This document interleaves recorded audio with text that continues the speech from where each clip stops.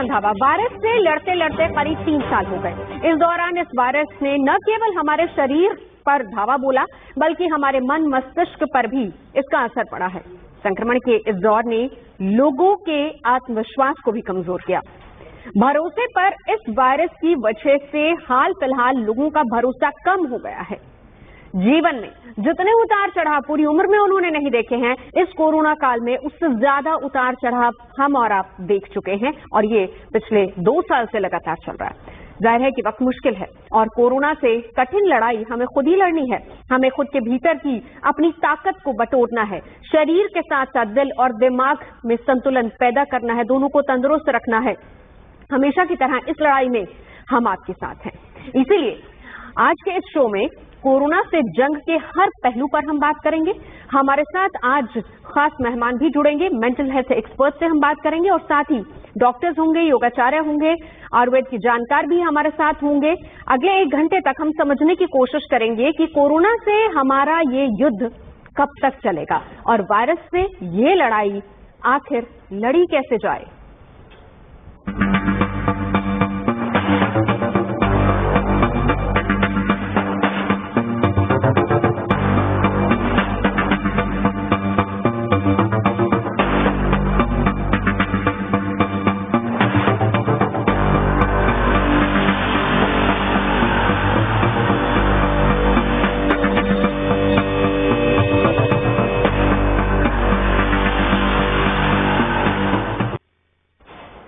बच्चों के स्वास्थ्य को लेकर, बड़ों की मानसिक सेहत को लेकर, घरेलू महिलाओं की हेल्थ को लेकर कई सवाल हैं जिनके जवाब आज हम तलाशने की कोशिश करेंगे। अब देखिए, सवाल यहाँ पर यह भी है कि क्या कोरोना की वजह से सोशल रिसेशन की ओर बढ़ रही है दुनिया? कोरोना के असर से कब तक आजाद होगा बचपन? बच्चों के मानसिक और शारीरिक विकास पर कितना असर होगा? और कोरोना संक्रमण ने कैसे बदला है सामाजिक ताना बाना, और साथ ही साथ कोरोना काल में कैसे रखें मानसिक स्वास्थ्य का ख्याल, और संक्रमण के बाद क्या साइड इफेक्ट और इन्हें कैसे हमें पहचानना है। घर में रहने वाली महिलाओं पर कोरोना ने कैसे असर डाला, ये भी आज हम जानने की कोशिश करेंगे और समझेंगे उसके उपाय। कोरोना से बचने और उसके असर को कम करने वाले क्या हैं घरेलू नुस्खे, ये भी हम आपको बताएंगे। हमारे साथ चर्चा के लिए 3 खास मेहमान इस वक्त मौजूद हैं। डॉक्टर एम वली हमारे साथ हैं, हमारे साथ हैं doctor Rakesh Gupta, director GIMS हैं, और हमारे साथ हैं डॉक्टर जेपी सिंह, पेडिट्रिशियन। आप तीनों का बहुत बहुत स्वागत है। डॉक्टर एम वली, आप ही से शुरुआत करना चाहूंगी। इसमें कोई दो राय नहीं है कि पूरी जिंदगी हमारी 2 साल में बदल चुकी है, लेकिन डॉक्टर साहब सबसे ज्यादा केसेस, क्योंकि आप भी हर दिन लोगों से मिलते हैं, उनसे बातचीत करते हैं, मेंटल हेल्थ बहुत ज्यादा डिस्टर्ब है लोगों की, क्योंकि आपका सोशल सर्कल खत्म हो गया। बच्चों का ही हाल देख लीजिए, बच्चों के बारे में डॉक्टर जेपी सिंह से जानूंगी, लेकिन आप ये बताइए किस तरह की जब पेशेंट्स आपके पास आते हैं कैसी बात करते हैं, क्योंकि सबसे ज्यादा असर मेंटल हेल्थ पर है। बिल्कुल नवजोत, आपने ये बहुत आज खास टॉपिक चुना है, और मैं आपको सबसे पहले बधाई देता हूँ, और देशवासियों को जो मकर संक्रांति है आज उपलक्ष्य है, बिहू है, पोंगल है, उसकी बधाई देता हूँ। और अपने प्यारे बच्चों को भी मैं इसमें इन्वोक करता हूँ। बच्चों का बहुत अहम रोल है इस वक्त सोसाइटी में, और उनके पेरेंट्स का। देखिए, सबसे बड़ा जो हमको नुकसान हुआ है वो हर एक आदमी के पैसे जो हैं वो जेब में आने कम हो गए। उससे बहुत ज्यादा सोशल हेल्थ और इकोनॉमिक हेल्थ का असर मेंटल हेल्थ पे पड़ा है।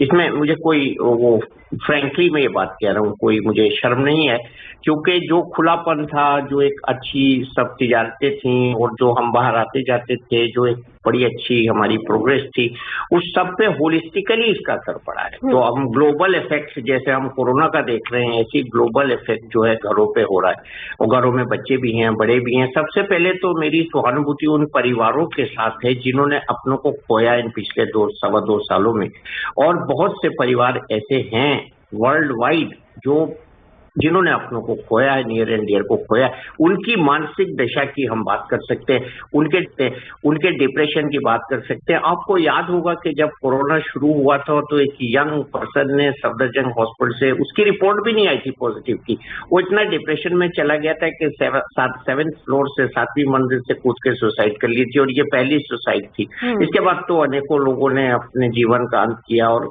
इसमें एक डॉक्टर जनरल इसी के साथ ये है मैं कोरोना एक सोशल बॉयकॉट शब्द का इस्तेमाल भी करूंगी इसी के साथ। बिल्कुल, आपको आपने याद बहुत है कि अच्छा किसी को सामाजिक पता चल ताना-बाना जाए कि इनके यहाँ पे कोई पॉजिटिव है तो सोशली बॉयकॉट किस तरीके से शुरुआत हुई थी, और वो अब जब हम तीसरी लहर का सामना कर रहे हैं यहाँ पर भी सेम है वो। बिल्कुल है। और आपने जो ये ताना बाना शब्द यूज किया ना, ताना बाना में ही आता है, ये सब ताना बाना है समाज का, हम एक दूसरे का ताना बाना है।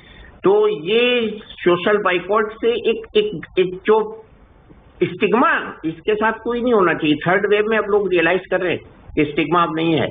पहले सेकेंड वेव तक स्टिग्मा बहुत बड़ा हो गया था। तो मैं ये कह रहा था कि मेंटल हेल्थ की जब हम बात करते हैं तो इसमें हम दो भागों में डिवाइड कर सकते हैं। जिन लोगों को कोरोना के बाद मेंटल प्रॉब्लम्स हो रही हैं, thinking problem, mood problem, brain fog जिसको हम कहते हैं, कंफ्यूजन, लॉस ऑफ मेमोरी, और एक सोसाइटी में जो हमारी चेंज आया है उसकी वजह से लोगों का जो एटीट्यूड फर्क हो गया है, आना जाना, सोशलाइजिंग कम हो गया है, उसकी वजह से, और साथ में बच्चों पर जो इंडोर्स रहे हैं, डॉक्टर साहब बताएंगे। तो ये सब एक सामाजिक जो हम जिस खुशहाली से जो भी बहुत थोड़ी बहुत थी हमारे पास, उसमें बहुत बड़ी कमी आई है, और उसकी वजह से लोग परेशान हैं कि अब आगे क्या होगा। बिल्कुल फ्यूचर ब्लीक दिख रहा है। ऑनलाइन पढ़ते पढ़ते बच्चे था बेटा पूरे 2 साल MBA के उसका ऑनलाइन चल रहा है, वो कहता है पापा बस क्या हुआ है, मैं कब मिलूंगा अपने फ्रेंड्स से। तो बड़े बच्चों में, छोटे बच्चों में, दोनों कैटेगरी के बच्चों में ये चीज बहुत ज्यादा डेवलप। बिल्कुल। डॉक्टर JP सिंह हमारे साथ हैं। डॉक्टर साहब, कई टीचर्स से मेरी बात होती है, वो ये कहते हैं कि सुबह सुबह जब वो ऑनलाइन क्लास की शुरुआत करते हैं तो बच्चों का गुड मॉर्निंग के साथ पहला सवाल ये होता है कि मैम कोरोना कब खत्म होगा, हम स्कूल कब जाएंगे। बहुत सारे तो ऐसे बच्चे हैं जिन्होंने अभी तक स्कूल सिर्फ लफ्ज सुना है, स्कूल होता कैसा नहीं देखा उन्होंने। ये एक उनकी ग्रोथ पर बहुत ज्यादा असर इसका पड़ रहा है।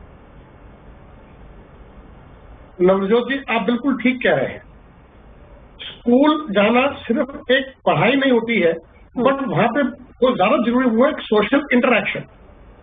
अब आजकल जो पिछले 3-4 साल में बच्चे पैदा हुए हैं, जो नॉर्मली प्री स्कूल में 1.5-2-2.5 साल पे चले जाते थे, या उसके बाद फिर KG क्लास में जाते थे, वो बच्चे इस 2 साल में बिल्कुल घर से निकले ही नहीं है।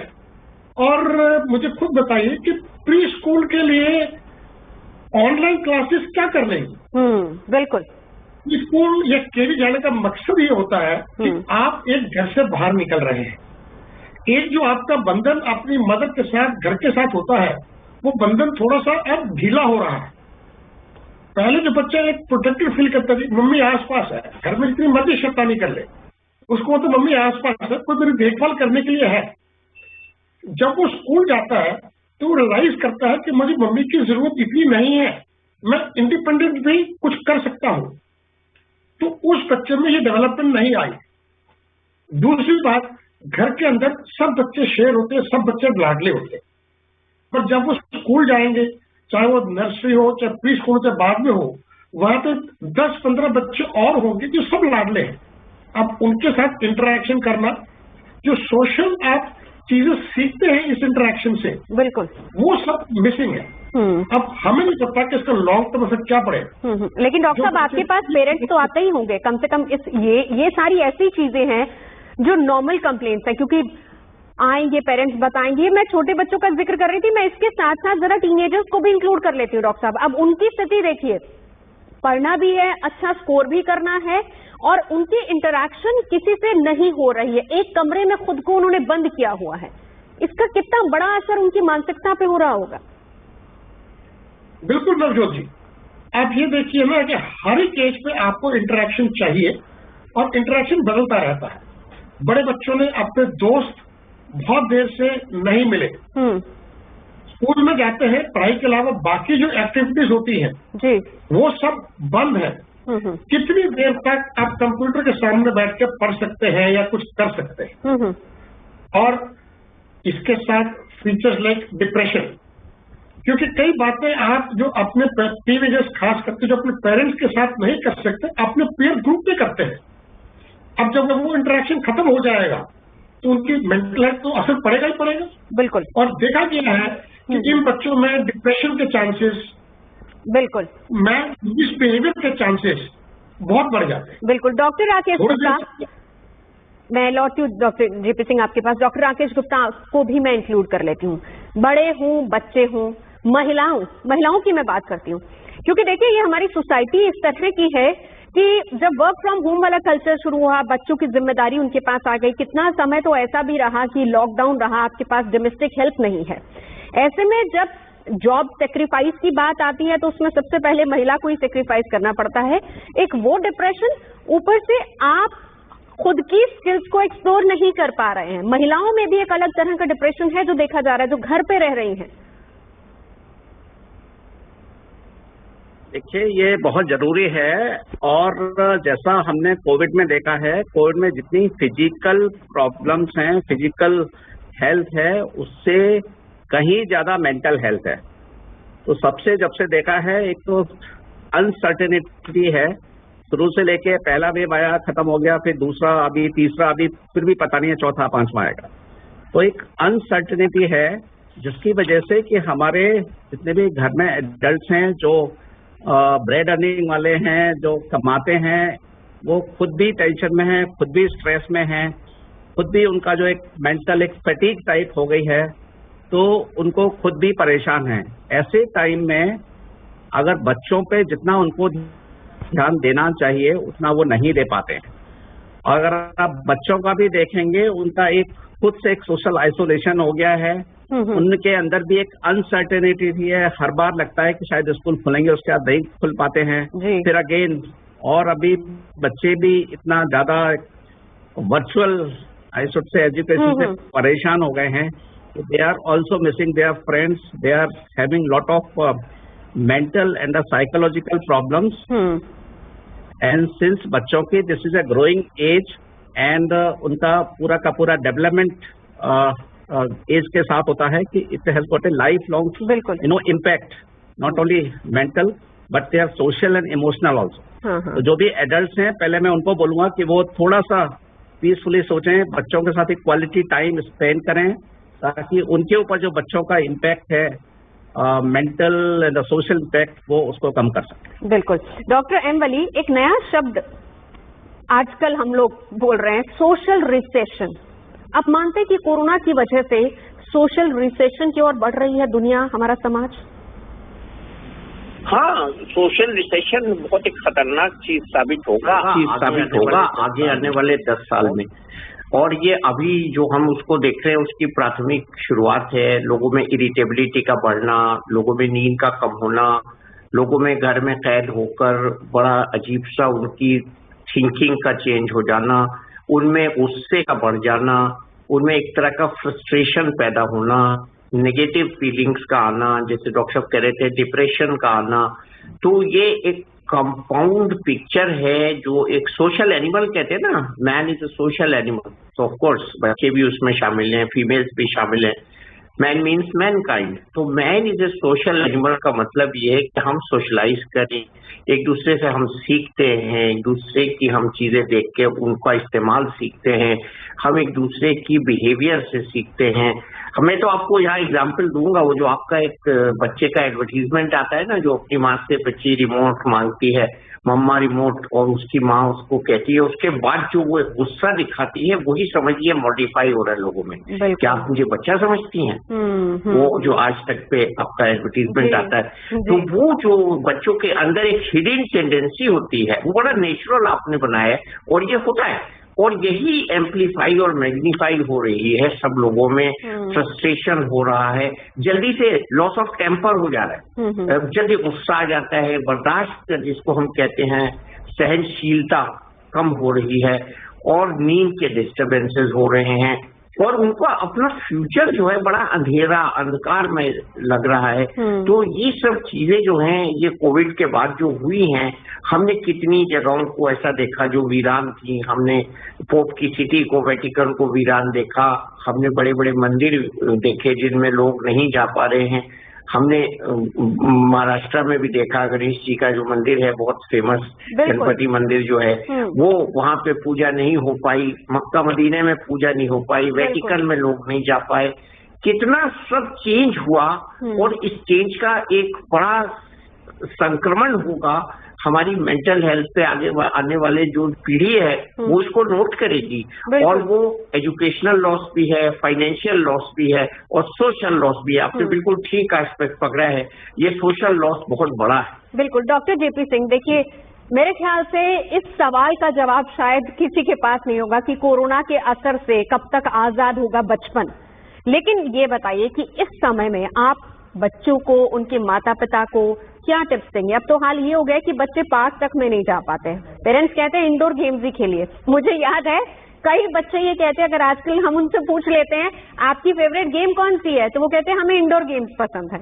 मतलब आउटडोर गेम्स क्या होती हैं शायद बच्चे समझ भी नहीं पा रहे हैं। देखिए, कब तक राहत आएगी ये तो कोई भी नहीं बता सकता। बिल्कुल। जो हमारी पीछे स्टडीज थी, जब हमारी सेकेंड वेव दिल्ली में आई थी और उसके बाद रिजल्ट्स ये आए थे सीओ सर्वे में कि नियरली 97% लोगों के अंदर एंटीबॉडीज आ गई है कोरोना के अगेंस्ट। प्लस जो लेटेस्ट फिगर्स है वैक्सीनेशन के वो बहुत अच्छे थे। तो उम्मीद तो ये थी कि अगर सब कुछ ठीक ठाक चले, दोबारा कोरोना आएगा तो शायद दिल्ली में बहुत ज्यादा असर ना पड़े जी। पर आप देख रहे हैं अगली वेव आ गई है, नंबर ऑफ केसेस बढ़ गए हैं। क्यों? क्योंकि जो हमारी वायरस है वो म्यूटेट कर गई। मुझे तो ये लग रहा है कि हम सब लोगों को अपना थोड़ा सा लाइफस्टाइल बदलना पड़ेगा, क्योंकि कोरोना शायद धीरे धीरे कम तो हो जाए पर एंडेमिक हो जाएगा। एंडेमिक का मतलब ये है कि बीच में कभी आएगा फिर कम हो जाएगा, पर इतना भयंकर रूप नहीं लेगा जो दिल्ली के अंदर या और इंडिया के अंदर सेकंड वेव ने लिया जी। और वो चीज हम थर्ड वेव में देख रहे हैं। बच्चों के लिए यही है कि गवर्नमेंट ने अब आपको अलाउ कर दिया है कि 15 से 18 साल के बीच में वैक्सीन लगवा सकते हैं, तो उनको जल्द से जल्द वैक्सीन लगानी चाहिए। और मेरा तो अनुरोध ये है सरकार से कि वैक्सीन जो हम दे रहे हैं कोवैक्सीन, उसकी स्टडीज है कि 2 साल से ऊपर भी बच्चों को हम लगा सकते हैं जी। तो धीरे धीरे जैसे हमारा ये एज ग्रुप प्रॉपरली वैक्सीन हो जाए, हमें परमिशन नीचे वाले एज ग्रुप को भी दे देनी चाहिए। बिल्कुल। और ये बात भी सच है कि बच्चों के अंदर कई कारण इन्फेक्शन तो होती है पर इतना सिवियर नहीं होता जितना अडल्ट से है। पर डॉक्टर, न्यू बॉर्न बेबीज की अगर हम बात करें, जो न्यू बॉर्न है या फिर 3 साल से कम उम्र के बच्चे हैं, ऐसे बहुत सारे केसेस आ रहे हैं कि उनमें इन्फेक्शन बहुत ज्यादा हो रहा है। हाँ जी, ऐसा है कि हर एज पे हो रहा है। हाँ। अगर मदर को पूरी प्रेगनेंसी कोविड है तो चांसेस है कि इनका बच्चा प्री टर्म पैदा हो सकता है। तो फिर in addition corona infection prematurity के अपने रिस्क हो जाते हैं। और बिल्कुल छोटे बच्चों में या वो बच्चे जिनमें कुछ कोमॉर्बिड कंडीशंस हैं, जैसे डायबिटीज, ओबेसिटी, हार्ट डिजीज, कुछ सीवियर किडनी प्रॉब्लम्स, उनके अंदर तो जानलेवा भी हो सकता है जी जी। तो रह जाता है वैक्सीनेशन, सोशल डिस्टेंसिंग हम कर तो रहे हैं बट बच्चों के लिए बड़ा मुश्किल है, बहुत मुश्किल। घर में एक केस है तो बाकी सबको हो सकता है। बिल्कुल। तो यही कि बच्चों को सिखाना पड़ेगा, जहाँ जाओ हाथ धोते रहो, कोशिश करो दूर रहो। पर वही जैसे डॉक्टर अली ने बोला, इसका वो जो सोशल रिसेशन आएगा, बिल्कुल आपकी प्रॉब्लम वो बहुत बहुत ज्यादा होगा। लेकिन डॉक्टर जेपी सिंह लौटती हूँ, डॉक्टर राकेश गुप्ता आपको इंक्लूड करना चाहूंगी। देखिए डॉक्टर, बहुत सारी ऐसी फैमिलीज हैं, ऐसे बच्चे हैं, बच्चे भी खास तौर पर, वैक्सीन तो अभी 15 से 18 साल वालों की अभी आई है, लेकिन इससे पहले हमने देखा कि बच्चे कोविड पॉजिटिव हुए और उस दौर को बच्चों ने भी देखा है। किस तरह के चेंजेस या फिर कहें कि क्या आगे जाकर बच्चों के शारीरिक शरीर में किसी तरह के कुछ चेंजेस आगे वो फेस कर सकते हैं अपनी लाइफ में? देखिए, आपका भी जो सवाल है, जो बच्चों में शुरू के initially infant, then child, then adolescent, this is a growing age, जिसमें बच्चे का ग्रोथ होता है, बच्चे का डेवलपमेंट भी होता है जी। इस दौरान में अगर कोई भी प्रॉब्लम फिजिकल के साथ साथ अगर मेंटल भी है या कोरोना भी जैसे अगर बच्चों में हो जाता है, तो डेफिनेटली एडल्ट्स में जो देखा गया है कि एक बार कोरोना का जो भी इम्पैक्ट हुआ है लंग्स पे या बॉडी में, वो लाइफ लॉन्ग रहता है और उसको धीरे धीरे उसको you have to take care, you have to monitor और उसको फॉलो करना पड़ता है। सेम थिंग इस बच्चों पे इम्पैक्ट थोड़ा कम है कोरोना का, उसकी काफी वजह हैं पहले से, लेकिन अभी पहली, दूसरी और तीसरी वेव में देखा गया है कि बच्चों पे भी इफेक्ट हो रहा है। डॉक्टर साहब, क्योंकि पहले ओल्ड एज में वैक्सीनेशन हुआ, फिर सेकेंड वेव में हमें यंग एडल्ट में काफी इन्फेक्शन देखने को मिला है, तो इसमें बच्चों में भी काफी इन्फेक्शन है और उसके लॉन्ग टर्म इम्पैक्ट काफी होने हैं और जो देखा गया है वो आगे भी होते रहेंगे। तो इसीलिए मेरा सबसे है कि जो वैक्सीनेशन है आज की डेट में, क्योंकि थर्ड वेव में इतने ज्यादा केसेज हो रहे हैं लेकिन इतना ज्यादा सीरियस नहीं है, वो जो मेन वजह है उसकी वैक्सीनेशन है कि हमारा जिसको 2 डोज वैक्सीनेशन के हो गए उसमें इम्पैक्ट बहुत कम है। तो अगर घर में एडल्ट हैं या ओल्ड हैं या उनको अगर वैक्सीनेशन हो गया है तो डेफिनेटली बच्चों को इन्फेक्शन होने के चांसेस बहुत कम हैं। और अभी 15 से 18 साल का जो वैक्सीनेशन आया है इसमें भी काफी लोग ढिलाई ले रहे हैं। इसको तुरंत हमें वैक्सीन सबसे 15 से 18 बच्चों को लगाना चाहिए ताकि उनको हम इन्फेक्शन से बचा सकते हैं। सब्सिक्वेंटली अगर 15 साल से कम वैक्सीन आएगी तो उसमें भी हम वैक्सीन इसको लगाना चाहिए। सेकेंडली, जो अभी तीसरी वेव जैसे आई है बिल्कुल अनसर्टेनिटी है और ये हम भविष्य में नहीं कह सकते कि चौथी वेव नहीं आएगी या 5वीं नहीं आएगी।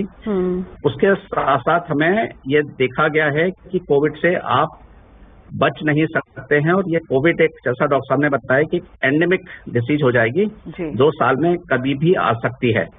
तो हमें जितने भी कोविड से बचने के उपाय हैं वो हमें वी हैव टू फॉलो।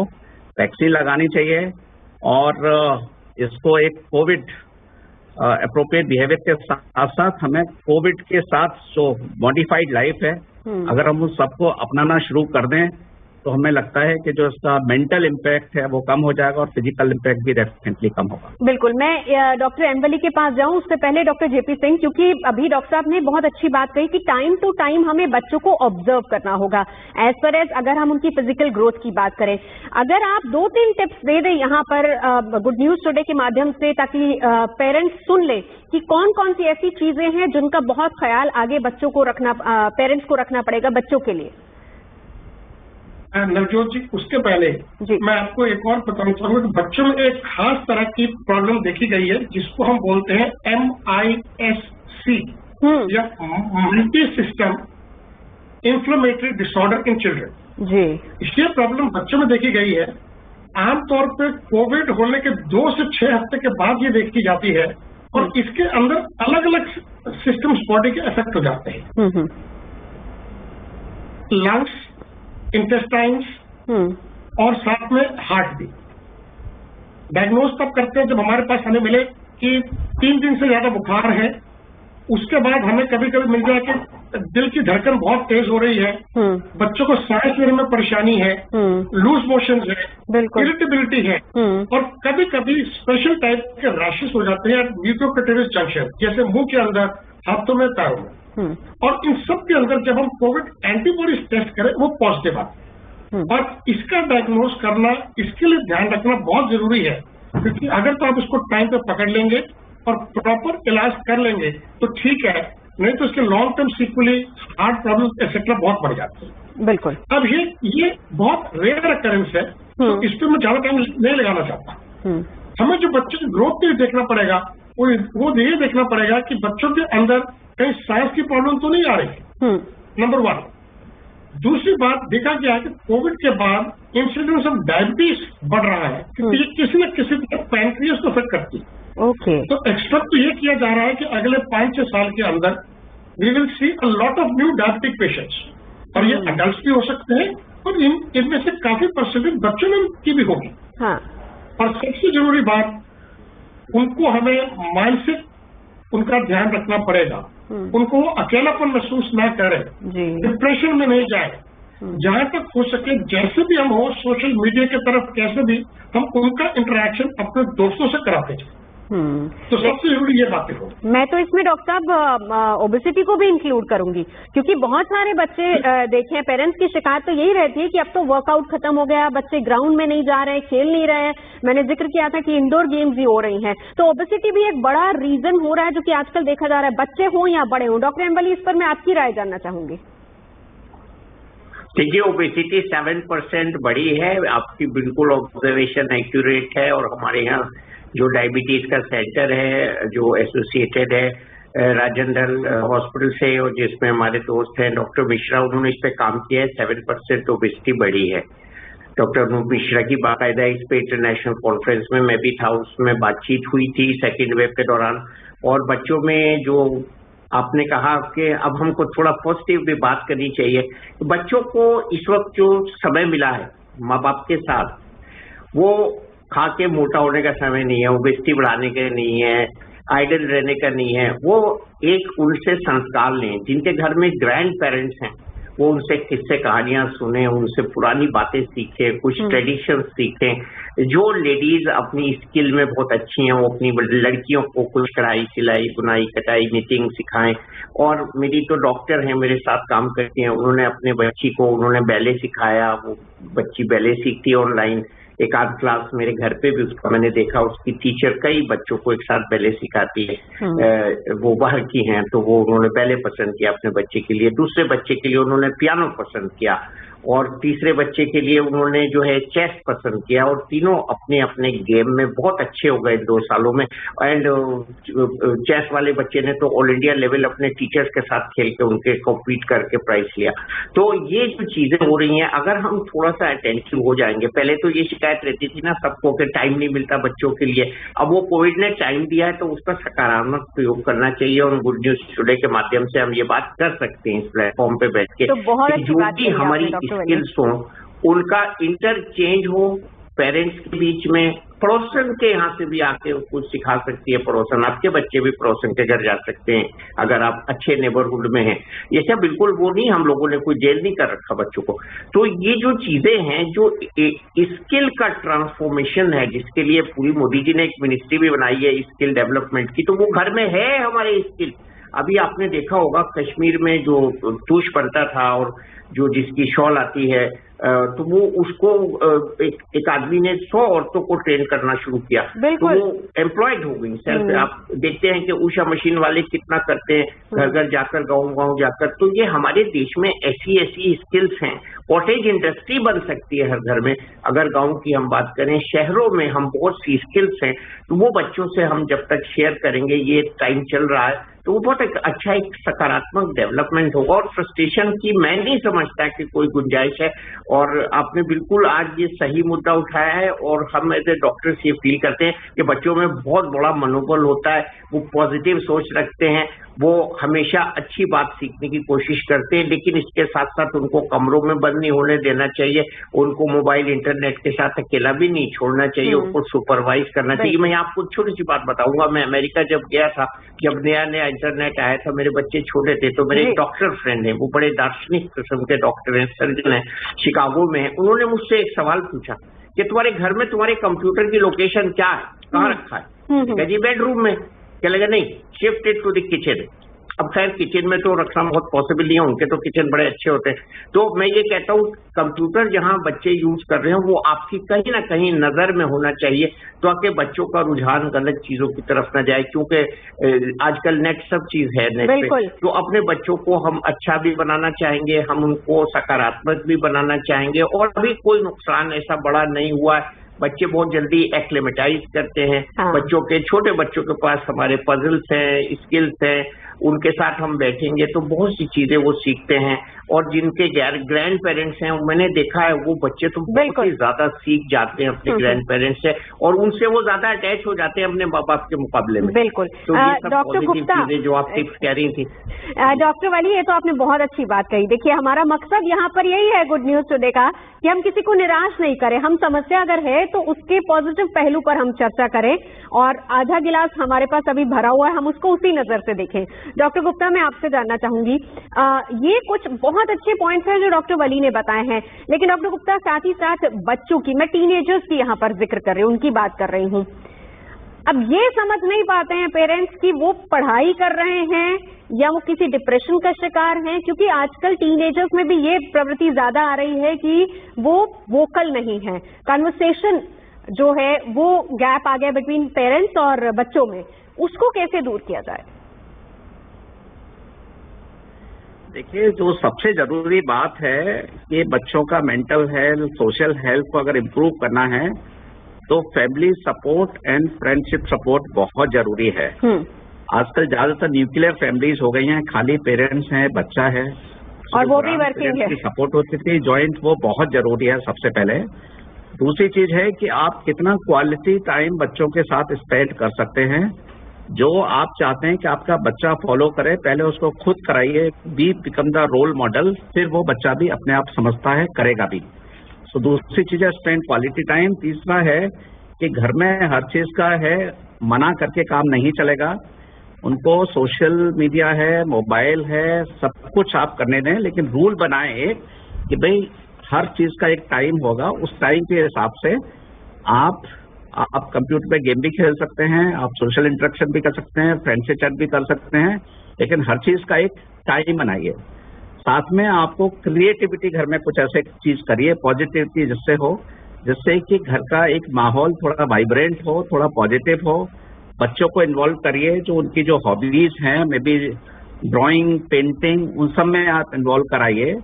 और बच्चे पे एक डिस्क्रीट नजर होनी चाहिए, उसके सर पे ना बैठ के, बल्कि उसका देखें, उसके फ्रेंड से, उसकी टीचर से फीडबैक लें डिस्क्रीटली, कि बच्चे को पता भी नहीं चले। बिकॉज अर्ली इंटरवेंशन बहुत जरूरी है। जरा भी आपको डाउट होता है अगर किसी का, तो उस पर जितना जल्दी एक्शन लेंगे उतना फायदा होगा। अगली चीज है कि जो भी आप काम करते हैं, हर काम में बच्चों को इन्वॉल्व करें आप। उससे बच्चे न केवल सीखेंगे, चाहे वो घर के काम हो या बाकी चीजों में उनको इन्वॉल्व करें। अगर अच्छा काम करते हैं उनकी तारीफ भी करें, और खराब काम कर रहे हैं वो, तो उन पे नाराज ना हो, उनको बल्कि प्यार से समझाएं। ये टाइम ऐसा है कि we have to keep calm, we have to be proactive in our approach. बिल्कुल। तो अगर ये सब काम करेंगे तो मैं समझता हूँ कि इसका पॉजिटिव इम्पैक्ट पड़ेगा बच्चों पे, और उनको जो मेंटल हेल्थ है, सोशल हेल्थ, उसको आप इम्प्रूव कर सकते हैं। जी डॉक्टर जेपी सिंह, एक कॉमन समस्या जो आजकल बहुत ज्यादा आती है, आपने डॉक्टर गुप्ता ने न्यूक्लियर फैमिलीज का जिक्र किया, मैंने साथ में ये एड ऑन किया था कि पेरेंट्स के साथ बच्चे रहते हैं और पेरेंट्स भी वर्किंग है। बच्चों की डेवलपमेंट पर असर तो हो रहा है, लेकिन हाइपर एक्टिव बहुत ज्यादा हो रहे हैं बच्चे, और उस हाइपर एक्टिविटी को किस तरीके से हम कम कर सकते हैं, उसके लिए जरा कुछ टिप्स दीजिए। जी बेसिकली हाइपर एक्टिविटी तो है कि पेरेंट्स का इंटरैक्शन बच्चों के साथ, और जैसे डॉक्टर गुप्ता ने खास सबसे जरूरी बात, that you have to be a role model. बिल्कुल। And spend quality time.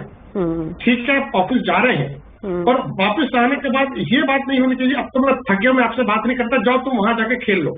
ये अलग बैठ जाओ।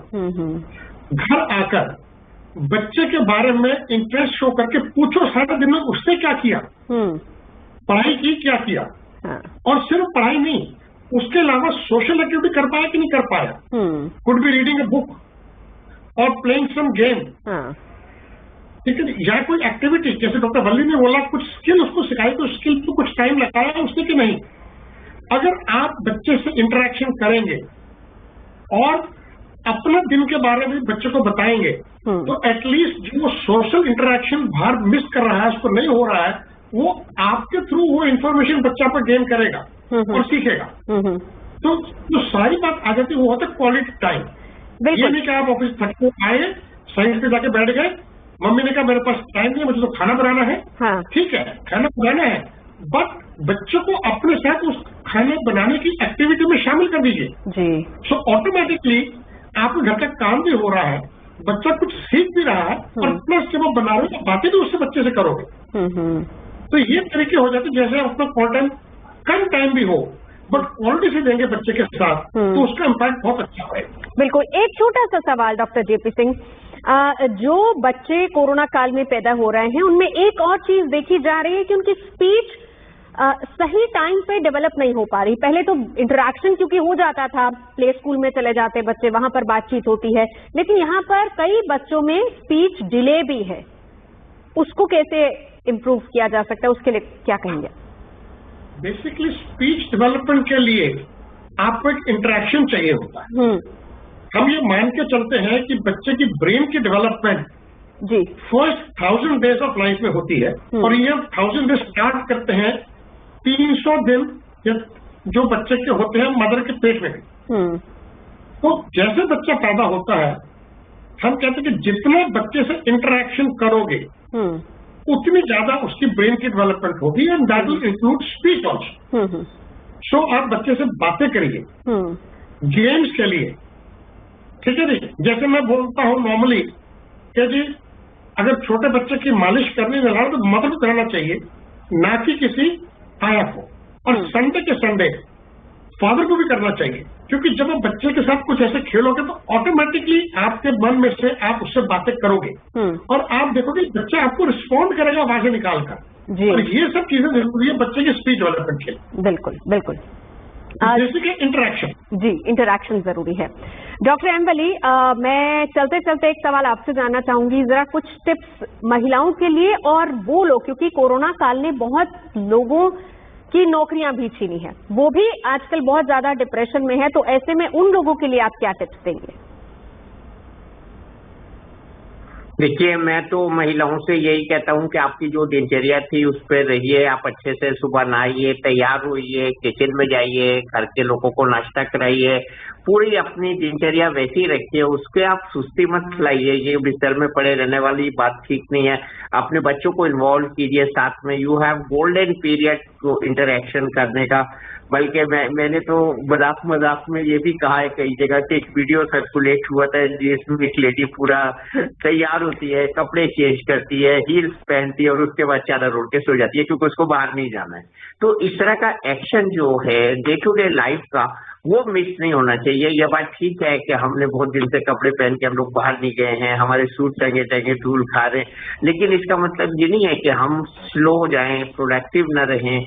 हम फोन पे इंटरेक्शन कर सकते हैं। हम बहुत से लोग अभी बहुत अच्छा कर रहे हैं, लोग के जूम मीटिंग्स करके आपस में अपने फैमिली मेंबर्स से मिल रहे हैं और बातचीत कर रहे हैं, बच्चों को मिलवा रहे हैं, और बच्चे बड़े एक्टिव हैं इसमें। जूम मीटिंग वगैरह इस तरह की जो चीजें हैं, कई सिस्को है, जूम है और बहुत से ऐप्स हैं जिनके थ्रू आप मिल सकते हैं। तो मेरे कहने का मतलब ये है, छोटे छोटे एग्जाम्पल्स देने का। At the end of the programme everybody in the society is equally responsible. हमको छोटे से कोरोना से इतना ज्यादा नहीं डरना है। हाँ। हमारे पास करने के लिए बहुत कुछ है। देश को उत्थान पे ले जाने के लिए, देश को आगे बढ़ाने के लिए बहुत कुछ है। और आप दिखाते हैं कि कैसे जीडीपी भी बढ़ी है कोरोना के सेकेंड वेव के बाद, कितना हमने प्रोडक्शन बढ़ाया है। आपने ये भी दिखाया है कि मकानों की बिक्री भी बढ़ी है। आपने बहुत सी पॉजिटिव चीजें इस पीरियड में दिखाई हैं। कितनी प्रोजेक्ट्स का प्रधानमंत्री जी ने, कई मुख्यमंत्रियों ने इनॉग्रेशन किया है। कितना प्रोडक्शन हुआ है हमारे देश में, विच इज एक्सेप्शनल। और ऐसा निराश होने की बात नहीं है। कोरोना एड्स की तरह, HIV की तरह ये मरमरा जाएगा, खत्म हो जाएगा और एक आध केस आते रहेंगे, तो आगे चल के बहुत अच्छे दिन आने वाले हैं। Good days are ahead, and हम आपकी गुड न्यूज टुडे प्रोग्राम के जरिए यही कहें कि good days are ahead. So don't get disheartened, don't get defeated by this tiny particle which is called a virus, but आपको इसमें बहुत पॉजिटिव रहना है। और हम लोग बार बार ये मरीजों से भी कहा है हमने, और जो मरीजों ने अच्छी रिकवरी की है, मैं अपना मिसाल भी देना चाहूंगा यहाँ, पॉजिटिव रहकर 5 हफ्ते ICU में रहकर मैं वापस आया हूँ। तो ये इसमें पॉजिटिविटी को बहुत बड़ा दखल है। आपने कहा कि संक्षेप में अगर मैं आपको पूरे प्रोग्राम को एक शब्द में समा जाऊं तो वो एक शब्द होगा positivity. Be positive, be active and be working together. सबको साथ मिलकर, सबको साथ लेकर, संगत शोधम का नारा लेकर चलिए। और हमारे चलिए डॉक्टर साहब, ये मकसद वैसे हमारे चैनल का भी है और हमारा मकसद यही है कि हम ऐसी खबरें, ऐसे शोज, ऐसे गेस्ट हमारे साथ हों जो लोगों के बीच में पॉजिटिव एनर्जी भरे। आप तीनों का बहुत बहुत शुक्रिया हमारे साथ जुड़ने के लिए। लेकिन इसके साथ साथ और कई पहलू हैं जिस पर जिक्र करना जरूरी है। तो योग और आयुर्वेद किस तरीके से कोरोना को भगाएगा, इस ब्रेक के बाद उस पर चर्चा करेंगे। होंगे हमारे साथ खास मेहमान।